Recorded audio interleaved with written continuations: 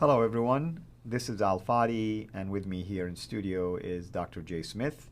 And today we are going to capitalize now on the topic we shared with you last time concerning the 5 different canons according to the book, or at least the research of Dr. Shadi Nasser. Today we're going to begin to focus on the different problems associated with these canons. And of course, no better than Dr. Jay Smith, who can unpack these problems for us. Dr. Jay, thank you so much, as always, for being here with us. We mentioned these 5 canons last time. So what are these different problems that we can now focus on as it applies to each one of them? Yeah, Dr. Shadi Nasser goes through these 5 different canons. What I like to do is take each one after another. And let's start with the first canonization. And to do that, we need to go back to the 7th century. Let's look at the slide. And we have to go back to what we know about how this canon was put together. And this is all from Sahih Bukhari, volume 6, book number 61, hadith number 510. You can start with hadith number 509 to talk about Abu Bakr's. We're now in the mid-7th century, 652, where he's talking about Uthman's canon. So this is Uthman's canon in Al-Bukhari. And when you look at, I don't want to read it all, you have it there in the Arabic, you have the English rendition. Let's just summarize what's happening here, what it's telling us. Right. What it's telling us is that there was another battle. Remember the first battle of Yamama in 632 right. is why they had to put the first Quran together. Now you have a second battle. This is happening up in Azerbaijan, and you're having a lot of the Medinans from Mecca, Medina, who are from the Hijaz. They're going up to Azerbaijan to fight against the Azerbaijanis. They're joined by those from Iraq and others from Syria. Right. And they're all together, and after the fight is finished, they go into the mosque to do their prayers. And as they're doing the prayers, these Hijazi Muslims hear the Quran being recited in other dialects or other languages, and they're quite upset. Hudayfa, who's the leader, comes bittering all the way back down to Medina. He's absolutely angered by what he's heard. They even went to blows. They were fisticuffing each other because of what they were hearing. And he comes to Uthman, and he says to Uthman, we've got to do something about this. You can't have all these different Qurans. We must not be like the Christians and Jews who supposedly have different Bibles. We've got to just have one Quran. So they've gone up north, right, and they've heard an awful lot of different Qurans being recited in the north. Now they've come back down to the Hijaz. There's the north-south again. So Uthman agrees. Okay, we'll put it in the Qurayshi dialect. This is the dialect that Muhammad would have known. And so he decides to get Zayd ibn Thabit, the secretary of Muhammad, who had written the earlier Quran for Abu Bakr. That's right. Which was given to Abu Bakr, who then gave it to Umar, who then gave it to his daughter, Hafsa, who had been a wife of Muhammad, and she puts it under her bed for 20 years. Kind of inept to leave it there for 20 years. Had she kept that out and had Abu Bakr done his job, of course, there would be no problem with all these different Qurans, right? But so Uthman does what Abu Bakr should have done, and he then has Zayd ibn Thabit to write it in the Qurayshi dialect. And if you have any problems, he gave 3 other men to help him out. Who are these 3 men? Zubair, Ulas, and Hisham. Take a look at who they are. They're the sons-in-law of Uthman. They have nothing to do. They're not scholars, but they have been married to his daughters, so he wants to keep it in the family. So they go and help Zayd ibn Thabit create this Qurayshi dialect, which is given to Uthman. And then Uthman, interestingly, does something different. What does he do after that? Do you remember what happens next? He takes all the other Qurans and supposedly burn them. Exactly. I wonder how Yasser Qadi feels about this. Oh, Yasser Qadi explains this, and so does Shabir Ali explain this. Yeah. He says these are nothing more than oral dialects. He burned oral dialects? How do you burn oral dialects? Yeah. Burn someone's tongue? Burn the person? You can't burn orality. You have to burn text. You have to burn paper. You have to burn books. Am I correct? Of course. So obviously these must have been codexes, which are books. You have to burn books. Which suggests to me that these books are in existence in Basra and Kufa and in Baghdad. Now, that's not their name at that time. That's their name for today. And he was burning those so that they would not disagree with the Qurayshi dialect that he now has written in a consonantal text. Can you see there's a problem with this, historically speaking? Because how would you today know how to read the Arabic text in a written form in different dialects in a written form? You have to have diacritical markings. Diacritical marks. You need dots, right? right? To know how to pronounce it. Exactly. Yeah. In order to, you can speak it orally and hear it spoken differently. And I think Yasser Qadi used the example of wa'a and water. See, that's only the difference is how you say it. Well, how you say it is different, but how would you write what you say in the text when you only have 16 consonants? And that's all they had was 16 consonants in the 7th century. Right. You can't. You have to have dhamma, kasra, and fatha to know between wa and water. And then you also have a ta versus a. So the ta would mean you would have to have 2 dots above it. Those dots didn't exist. That didn't exist in the 7th century. That was only introduced in the late 7th, 8th century and really is really only canonized in the late 8th century and could have only been introduced when these were being written. This guy right here, this is the first to have rewritten down with those different dots and vowels. And this is Ibn Amir, 736. That's 8th century. Right. Not 652. You can't have these oral, you might say, dialectical differences that early. So what did he burn then? He obviously burned something that was written. These have to be consonantal differences. Ooh, These are not vowelizations. This has nothing to do with diacritical marks. You can't burn texts that have different dialects that early. And this is where Dan Brubaker is coming into existence. Now we understand why they had so many differences in the consonantal text. That's for another time. Let's don't get into that. That's the biggest problem yet that I don't think Muslims have even understood yet or even tried to answer. But let's go on. So he does this, right? Now let's go. I want to show you another slide. Let's go back to the slides. Once he does this, he burns them all, and then he does this. Let's go to the next slide because the next slide shows the sequence. Started with Muhammad. There he is. He dies in 632. Muhammad was given 1 Qur'an, all right? He was given 1 Qur'an, Qurayshi Qur'an, I assume. And if it's the Qurayshi Qur'an, it must be the eternal Qur'an. And the eternal Qur'an must be written in the Qurayshi dialect. Right. How can you have an eternal Qur'an written in the Qurayshi dialect when you don't have dots and vowels that early? Dots and vowels were written by men. So how can you even talk about a Qurayshi dialectical differences in heaven? Because in order to do that, you have to have dots and vowels again. Oh, I just love playing the Mickey because you can see this is absolutely foolish when you Muslims make this kind of joke. But good old Muhammad, he realizes that not everybody can understand his Qurayshi speaking. So now we're talking about orality again. So he asked Jibril to give him 6 other dialectical differences so that his people who are coming to Medina and Mecca could understand what he was saying. So Jibril does that. And he gives Muhammad 6 different oral, let's just call it, they are oral because he hadn't written it down yet. He was still alive. That was not done until he died. Oral, different dialectical differences. Could Muhammad have understood those dialectical differences? I doubt it. Because where did those dialects come from? They came from north. Basra, Kufa, Damascus. Had Muhammad ever gone there and learned those dialects? And even if he did, how come he did not indicate that it was revealed this way until Ibn Mujahid uncovered that hadith for us? Exactly. So this is what I do, and this is what you all can do. Ask your Muslim friend. Okay, so he was given 7 by Jibril. What are those 7? Give me the names. Every Muslim I've asked that question to, they start, oh yeah, this is Nafi, Ibn Kathir, Abu Amr, Ibn Amir, Asim, Hamza, and Al-Qasai. I said, wait a minute. Those are the 7? Yes, those are the 7. Even Yasir Qadi said that. He started referring to these 7. Those don't even begin to appear until 736. That's right. These are 8th century. You cannot use this at the time of Muhammad. These were not written down. They didn't even exist. These guys weren't even living at that time that wrote these down in those dialects. There was no way you could have had dialectical forms that early, and there's no way that Muhammad could have known those 7 dialects, even if he did, because he never went to those cities and lived there to learn the dialects. Nonetheless, can you see there's enormous problems here. So here's what's fascinating. Let's go to the next, go back to the slide again. We now have 7 Qur'ans, right? We're now up to 7 Qur'ans. Right. The Qurayshi plus 6 others. Right. Which are from Basra, Kufa, and Damascus, as the Muslims always tell me. Uthman then comes in and says, no, we've got to get it back to 1 because of all that happened up there in Azerbaijan. So he asked Zayd ibn Thabit to write it, and that's has 114 surahs. You see the 114 I have up there? 114 surahs is Zayd ibn Thabit's. And we're told that it's this one here, the Hafstek. We'll get to that. Now, suddenly, there is a problem, because now you're back to 1 Quran again. From 7 back to 1. Right. All right? 7 back to 1. However, 5 copies of this 1 Quran are sent to 5 cities. Let's look at the 5 cities. Take a look at your screen. There's one. That is Yathrib, which is the archaic name for Medina. Right. One was sent down to Mecca, there in the south. I have them in green because this is the Qurayshi. When you see green, that's Qurayshi, just for this segment. And then one was sent there to Basra. One was sent up there to Kufa.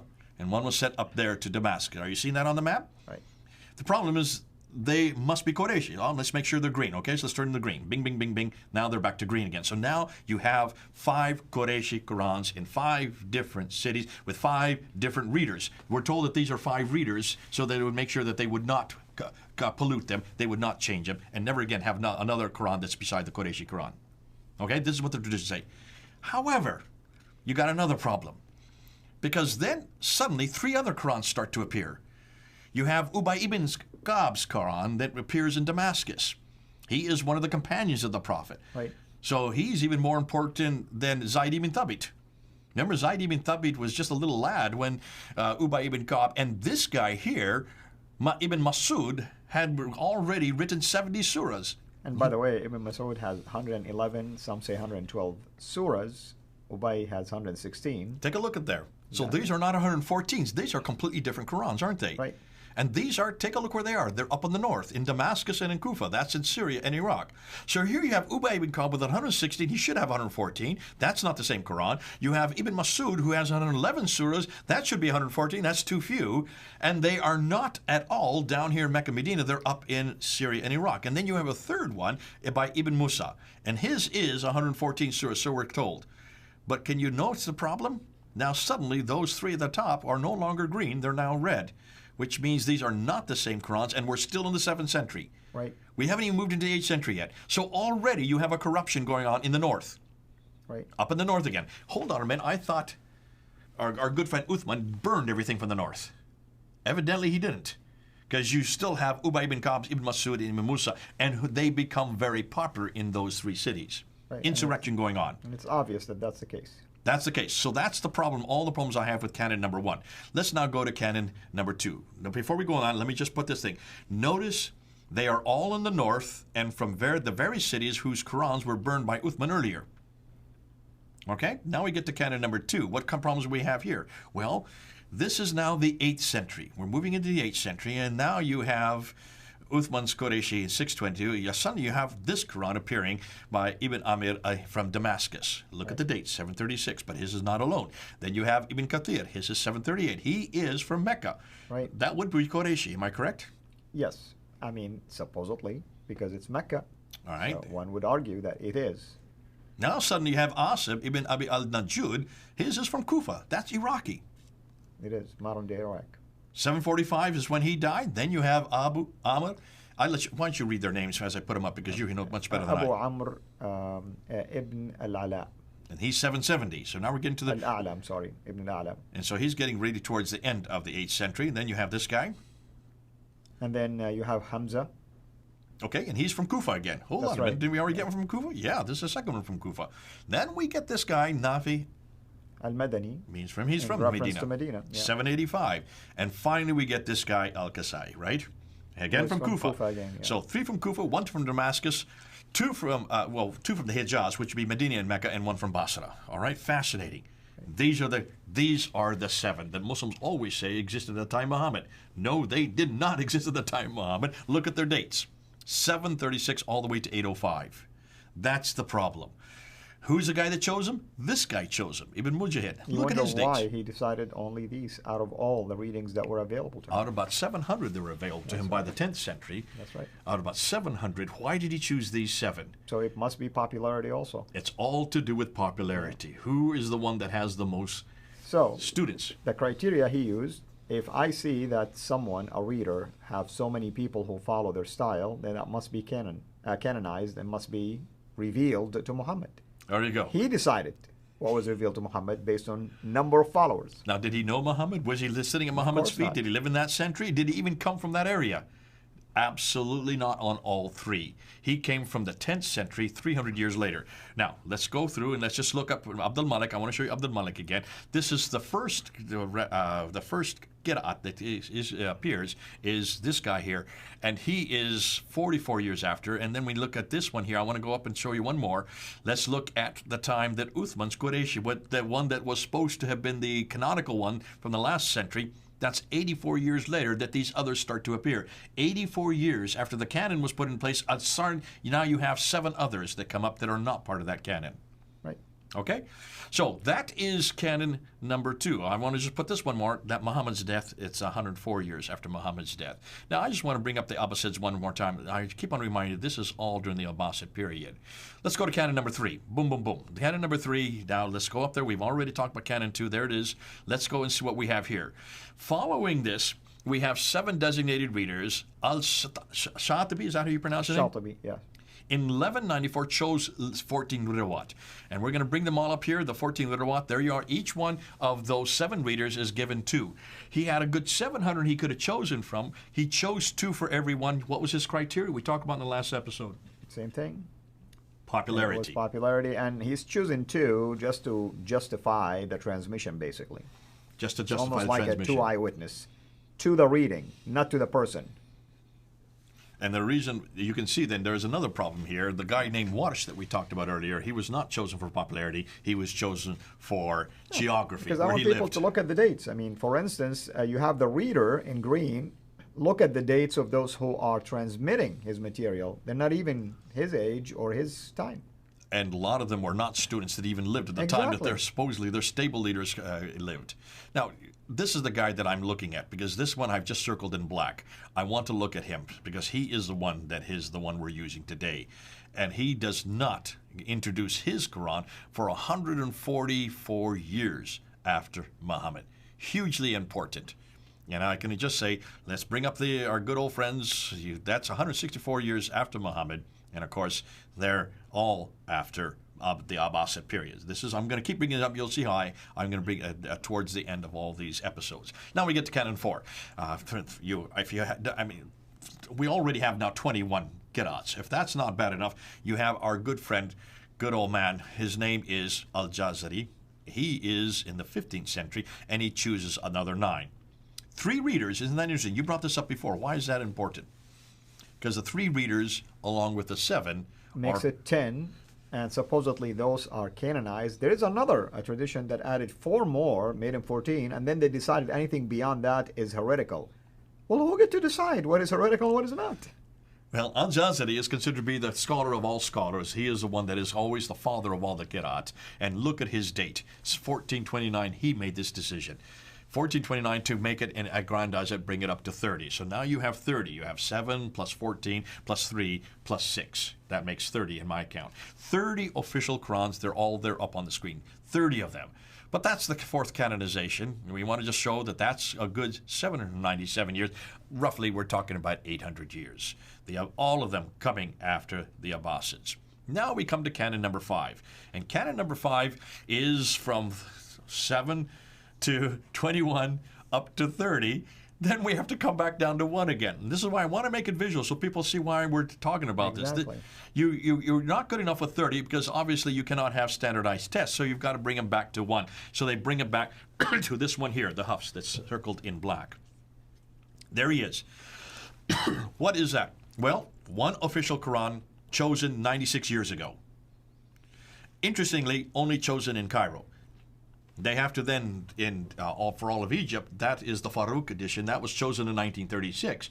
But that's still not good enough because if you want it for the whole world, then you have to go to King Fahd, who then chose this Quran in 1985. Why was Hafs chosen? Do you know the reason? If I want to take a wild guess, we're talking again about probably popularity contest. Well, no. In this case, some it wasn't a sort. popularity contest. The reason that Muhammad Ibn Ali Husaini al-Haddad chose him in 1924 is because the Ottomans liked him. He was chosen by the Ottomans, who come into power in 1299. So that's the 13th century. So he was popular among the Ottomans. There you go. And why did the Ottomans choose him? Because he comes close to where they lived. They live up in Turkey. They wanted one that was from Iraq, and so they chose Hafs because he was very easy to read.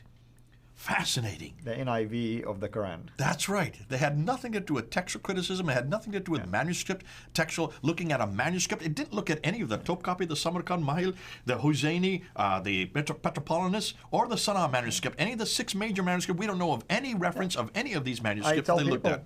take the 1924 Cairo edition, look at the introduction, and show me which manuscript did they reference. That's right. They can't. So what do? Well, you can see that all of these, as you're going up on the screen, all of these that are being chosen are chosen 2 to 3 to 800 years after the fact. And I've never heard any Muslim talk about this. And that's why we have to put it on a timeline.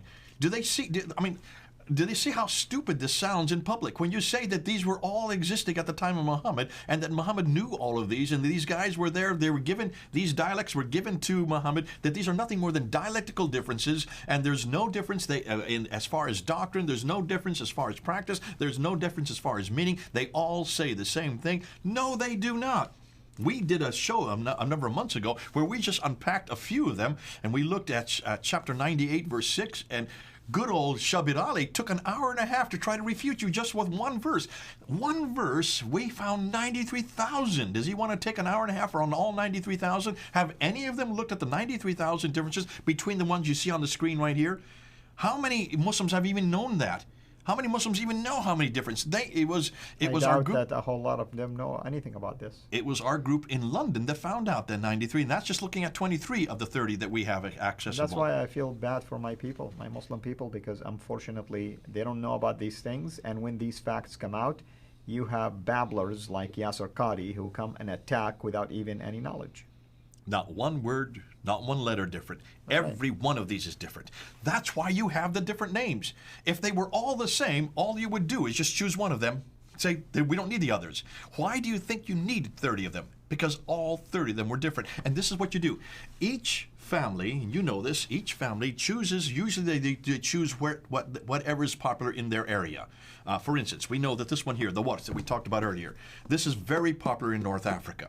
Right. And that's why they memorize this one in North Africa. All around the rest of the world, they memorize this one. That's correct. There are 5,000 differences between these two books right here. That's right. If you're going to memorize the Quran, and you spent all your life memorizing it in the Warsh dialect, and then suddenly you come back to England or United States and you see that there's only this one here, you're going to have a problem because you're going to be missing 5,000 words. And which one is preserved right now in the tablets in heaven? Which one of these 5,000 differences? Yeah. Then that's why you can still buy them today. That's why you can get them on the internet, because they sell them to different families from different parts of the world who want to make sure that they have a tajweed. They call it a tajweed in their dialect. Right. Written down, yes, we know they're written down, and that's why they're so different, and that's why you cannot destroy them, because you dare not destroy them, because all these families, hundreds of families, thousands of families all over the world memorize it differently than the others, and they have not been told that the next door neighbors have a completely different Quran. Now, before we finish, I have 2 more slides to show. Right. Because I want to show you what then this north-south divide. Notice this, what we call north dominance. Mecca, 3 qira'ats come from Mecca. Do you see that there? How about Medina? 5 of these qira'ats, 5 of these different Qurans, these Arabic Qurans, come from Medina. Take a look here. Cairo, just 1 comes from Cairo. That's the watch that we talked about. Damascus, 3 qira'ats come from Damascus. Basra has 6 qira'ats come from Basra. And Kufa, double that number, 12. Why do you think? Just try to guess. You probably don't know the reason, but why would you think so many come from Kufa?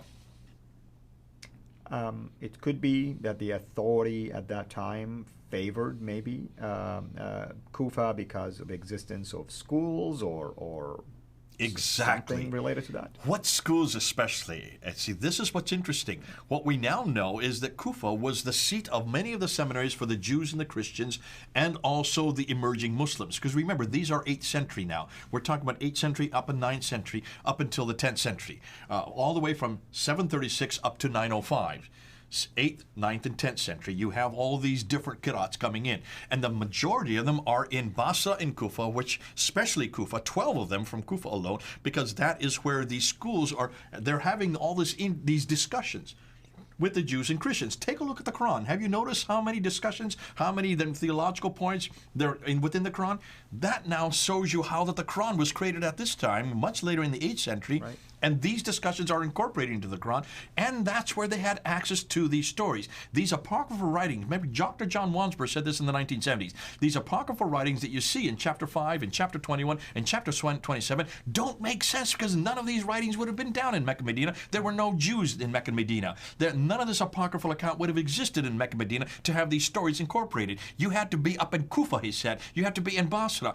Take a look and see where these Qurans are being written. in the very place where the Jews were throwing out these stories that they didn't believe were authoritative, but they were giving them as basically nothing more than children's tales about these different biblical characters. That's why the Quran is full of these stories. Right. Now can you see why all of this takes place in the north? More than that, let's just look at one of the 30 qira'ats, 8 of them from the Hijaz, 22 of them are from what we know as Iraq and Syria.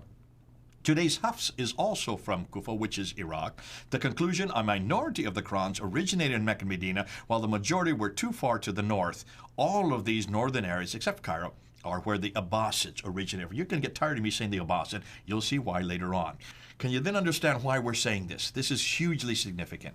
And that's why, folks, you need to look at the maps. You need to look at the timelines. When you see the timelines, when you look at the maps, you realize there is a real problem that Islam has not even dealt with. They've got to deal with this north dominance. They've got to deal with the fact that almost all of these start to appear in the 8th, 9th, and 10th century. They do not come from the 7th century.